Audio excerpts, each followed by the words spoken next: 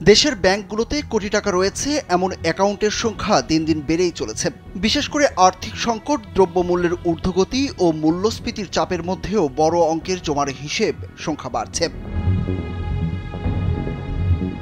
এবছরের জুনের প্রান্তিক শেষে ব্যাংকে কোটি টাকার বেশি রয়েছে এমন ব্যক্তি বা প্রতিষ্ঠানের হিসাবের সংখ্যা 1,18,000 ছাড়িয়েছে, যা আগের প্রান্তিক মার্চের চেয়ে 2,894টি বেশি। বাংলাদেশ ব্যাংকের সর্বশেষ 2024 সালের জুন ভিত্তিক হালনাগাদ প্রতিবেদনে এই তথ্য উঠে এসেছে।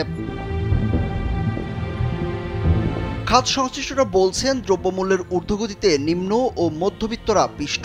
সাধারণ মানুষ এখন সংসারের ব্যয় মেটাতে হিমশিম খাচ্ছে। স্যান্ডেলিনা সো, রূপচর্চায় আভিজাত্য।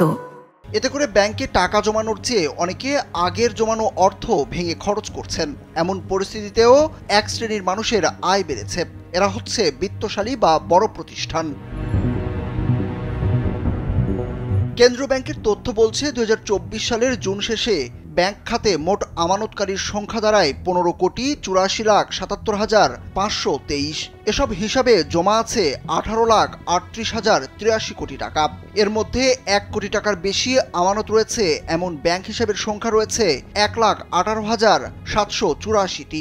এসব হিসাবে জমা আছে 7,73,059 কোটি টাকা। অর্থাৎ দেশের ব্যাংকিং খাতের মোট আমানতের 42.05% কোটি টাকা এসব হিসাবধারীর। তথ্য বলছে, চলতি বছরের মার্চ পর্যন্ত 1 কোটি টাকার বেশি আমানতের ব্যাংক হিসাব ছিল 1,15,890টি। ওইসব ব্যাংক হিসাবে মোট জমা ছিল 7,40,150 কোটি টাকা। অর্থাৎ 3 মাসের ব্যবধানে কোটিপতি হিসাব বেড়েছে 2,894টি। তার আগে গত বছরের ডিসেম্বর পর্যন্ত এমন ব্যাংক হিসাবের সংখ্যা ছিল 1,16,908টি, আর মোট জমা ছিল 7,41,466 কোটি টাকা। কেন্দ্রীয় ব্যাংকের কর্মকর্তারা বলছেন, কোটি টাকার হিসাব মানে কোটিপতি ব্যক্তির হিসাব নয়। কারণ ব্যাংকে 1 কোটি টাকার বেশি অর্থ রাখার তালিকায় ব্যক্তি ছাড়াও অনেক প্রতিষ্ঠানও রয়েছে। আবার ব্যক্তি ও প্রতিষ্ঠান কতটি ব্যাংক হিসাব খুলতে পারবে তার কোনো নির্দিষ্ট সীমা নেই। ফলে এক প্রতিষ্ঠান বা ব্যক্তির একাধিক হিসাবও রয়েছে। এর মধ্যে সরকারি বিভিন্ন প্রতিষ্ঠান ও সংস্থার কোটি টাকার হিসাবও রয়েছে। বাংলাদেশ পরিসংখ্যান ব্যুরো BBS এর তথ্য অনুযায়ী স্বাধীনতার পর 1972 সালে দেশে কোটিপতি আমানতকারী ছিল 5 জন। 1975 সালে তা 47 জনে উন্নীত হয়। 1980 সালে কোটিপতি হিসাবধারীর সংখ্যা ছিল 98। এরপর 1990 সালে 943, 1996 সালে 2,594, 2001 সালে 5,162, 2006 সালে 8,887 এবং 2008 সালে ছিল 19,163।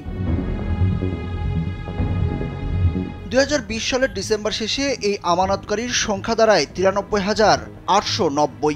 2021 সালের ডিসেম্বরে বেড়ে তা দাঁড়ায় 1,976টিতে। 2022 সালের ডিসেম্বর পর্যন্ত সেই হিসাবের সংখ্যা ছিল 1,09,946টি। 2023 সালের ডিসেম্বরে দাঁড়ায় 1,16,908টি। সর্বশেষ 2024 সালের জুনে সেই হিসাবের সংখ্যা বেড়ে দাঁড়িয়েছে 1,18,784টিতে। সুরজ আহমেদ, কালবেলা।